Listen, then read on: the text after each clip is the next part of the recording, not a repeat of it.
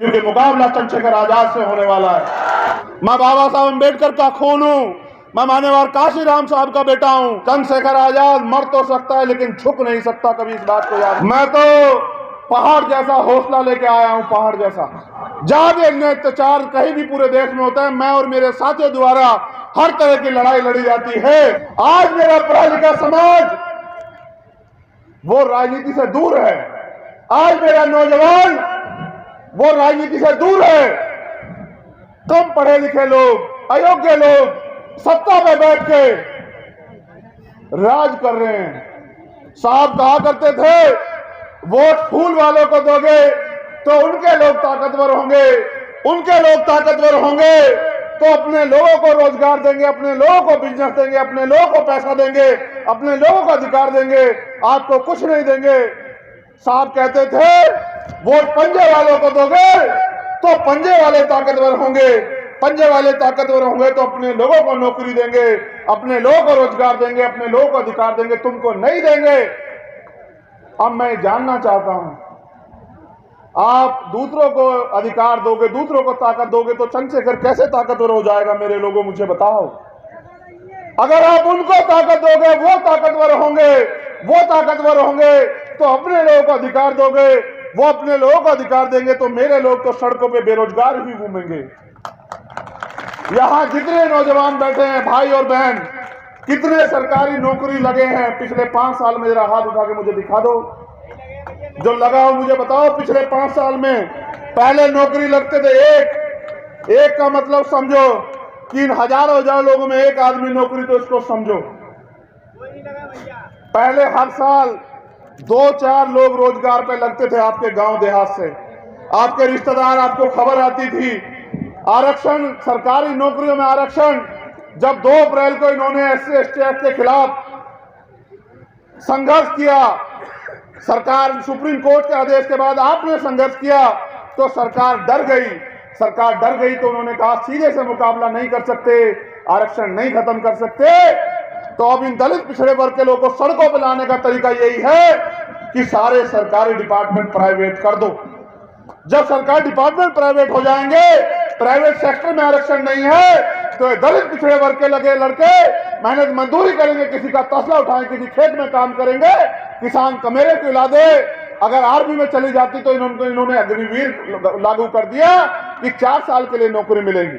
अगर हमारे वर्ग के लोग सफाई कर्मचारी काम करने लगे तो इन्होंने वहां भी ठेकेदारी लाकर घुसेड़ दी कि ये पैसे वाले ना हो पाए, पूरे दिन सफाई करे और फिर 5-6 हजार रुपए में अपने बच्चों का पेट भी ना पाल पाए। मैं आपको ये बताने के लिए यहां आया हूं कि अगर आप मुझे ताकत नहीं दोगे तो मैं आपके अधिकार कैसे सुरक्षित रख पाऊंगा, मुझे आप बताओ। भाई, कानून सड़कों पे नहीं बनते, सभाओं में नहीं बनते, कानून विधानसभा और लोकसभाओं में बनते हैं और कानून लगाने की शक्ति, लागू कराने की शक्ति उनके पास होती है जो सत्ता में बैठे होते हैं। मैं पिछले 10 साल से दिन रात एक करके गली गली घूम के पूरे देश में और मेरे साथियों द्वारा जहां भी अन्य अत्याचार कहीं भी पूरे देश में होता है, मैं और मेरे साथियों द्वारा हर तरह की लड़ाई लड़ी जाती है। बताओ, लड़ी जाती है नहीं लड़ी जाती है? आप लोग हाथ उठा के बताओ, कोई एक लड़ाई बताओ जिसमें मैं घर बैठ के सोया हूं और समाज को अकेले लड़नी पड़ी हो, आप बताओ पिछले 10 साल में। तो भाई आप भी तय करो कि आपको ऐसा नेता चाहिए जिसका मुंह सिलावा हो, आपको ऐसा नेता चाहिए जो CBI ईडी इनकम टैक्स के डर से अपने समाज पे होने वाले अन्याय के खिलाफ भी ना बोले, या आपको ऐसा नेता चाहिए जो आपकी लड़ाई को कंधे से कंधा मिला के लड़े और जहां आपका पसीना पड़े वहां खून देने का काम करे? आपको तय करना पड़ेगा मेरे लोगों। मैं बिहार की धरती पे हूं, मैं यहां भी आपसे पूछने आया हूं कि क्या मैं आपकी वोट का अधिकार हकदार हूं या नहीं हूं, मुझे आप ये बताओ। या फिर आप ये कहो कि अभी और 10 साल चप्पलें घिसते रहो, लाठियां खाते रहो, अन्य अत्याचार सहते रहो, अभी हम आपको ताकत नहीं देंगे। सुनो मेरी बात को, देखो मैं साफ कह रहा हूं, मैं तो पहाड़ जैसा हौसला लेके आया हूं, पहाड़ जैसा।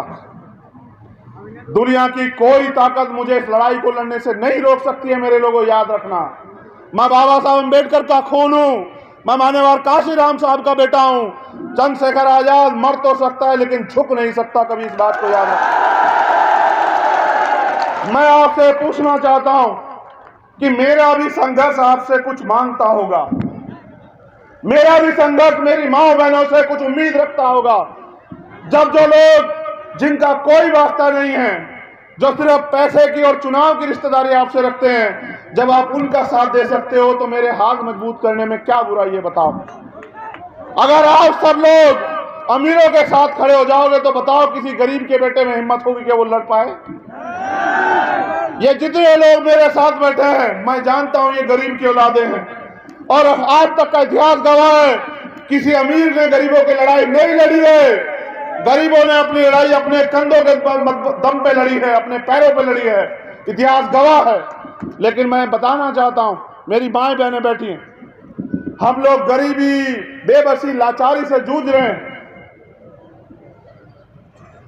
अमीरों के कुत्ते भी घी खा रहे हैं, अमीरों के कुत्ते भी एसी में सो रहे हैं, अमीरों के कुत्ते भी गाड़ियों में घूम रहे हैं, अमीरों के तो बात ही कुछ हो रहा है। मेरे लोगों, आजादी के 75 साल भी अगर आपको पक्के मकान नहीं मिले, इलाज के कमी के कारण अगर किसी का भाई, बाप, बेटा, मां, बहन अगर दम तोड़ देती है, अगर पैसे ना होने के कारण कोई नौजवान उसके सपने कुचले जाते हैं या जुल्म जाति के शिकार हम होते हैं, तो इसके जिम्मेदार दूसरा कोई नहीं है, इसके जिम्मेदार हम खुद हैं।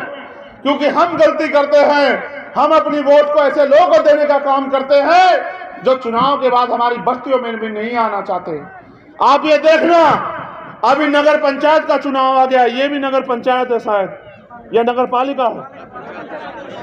अब बहुत लोग आएंगे, ये मेरी माएं बहनें बैठी हैं, आपके पैर भी पकड़ेंगे, आपके पैर भी दबाएंगे, आपके आगे हाथ भी जोड़ेंगे, आपसे रिश्तेदारी भी निकालेंगे, आपको पैसे भी देंगे, मिठाई भी देंगे, लेकिन चुनाव के बाद आपको ढूंढे भी नहीं मिलेंगे। मेरे लोगों, याद रखना अगर मेरी बात गलत हो जाए तो। कब तक आप लोग इन लोगों पे भरोसा करते रहोगे? मेरी बहनें यहां बैठी हैं पढ़ी लिखे, जो पढ़ी लिखी बहनें मुझे जानती है वो हाथ खड़ा करें एक बार, जो मेरे संघर्ष को देखती हैं। क्या तुम्हें मेरे ऊपर भरोसा नहीं है क्या? नहीं, मुंह से बोल के बताओ, तब तक नहीं मानूंगा। तुम लोग चुप रहो, नहीं, मात्र शक्ति को बोलने दो, मेरी बहनें माएं जवाब देंगी। क्या आपको अपने खून पे भरोसा नहीं है क्या? तो है तो फिर ये बताओ, अमीरों का साथ दोगी या अपने भाई का? बताओ। ये अमीर नहीं मिलेंगे चुनाव के बाद, ये आपका गरीब भाई आपके साथ खड़ा रहेगा। और जहां अन्याय अत्याचार होगा, हाल तो याद रखो, जैसे जैसे मैं ताकतवर होता जाऊंगा, हमारा संगठन ताकतवर होता जाएगा, आपकी तरफ आंख उठाने वाला एक एक हजार बार सोचने लग जाएगा कि वो गलती ना कर बैठे, क्योंकि मुकाबला चंद्रशेखर आजाद से होने वाला है। मैं फिर आपसे कह रहा हूं, अगर आप पे राजनीतिक शक्ति ना आई मेरे लोगों, तो वो होगा जो हाथरस में हुआ। और आप जानते हो कैसे कैसे लड़ाई लड़नी पड़ी मुझे हाथरस की, तब जाके उस परिवार की न्याय की उम्मीद जगी, और किस तरह से सत्ता में बैठे गए लोगों ने न्याय को कुचलने का काम किया। मेरे लोगों, मेरी लड़ाई अगर है तो वो आपके लिए है। अगर एमपी एमएलए बनना होता तो मैं अपने जिले में खड़ा होता, इस गलियों की धूल नहीं भाग रहा होता। मेरी लड़ाई सिर्फ ये है, ना मैं मुख्यमंत्री बनना चाहता हूं, ना प्राइम मिनिस्टर बनना चाहता हूं। हाँ, मैं बाबा साहब अम्बेडकर और मान्यवर काशीराम साहब का अधूरा सपना कि इस देश में हमारा राज आए और हमारा आदमी प्राइम मिनिस्टर बने, उसको मैं पूरा करना जरूर चाहता हूं। इसलिए पूरा करना चाहता हूं, उसका एक कारण है, क्योंकि मैं जानता हूं कि जो अधिकार आपके छीन ले गए हैं, या जो संविधान आपको अधिकार देता है, उसको लागू कराने की शक्ति जिन कुर्सियों में है, मैं बस आप लोगों को उन कुर्सियों तक पहुंचाना चाहता हूं मेरे लोगों। और याद रखो, जिस दिन आप उन कुर्सियों तक पहुंच गए, फिर आपको किसी के आगे हाथ नहीं फैलाना पड़ेगा मेरे लोगों।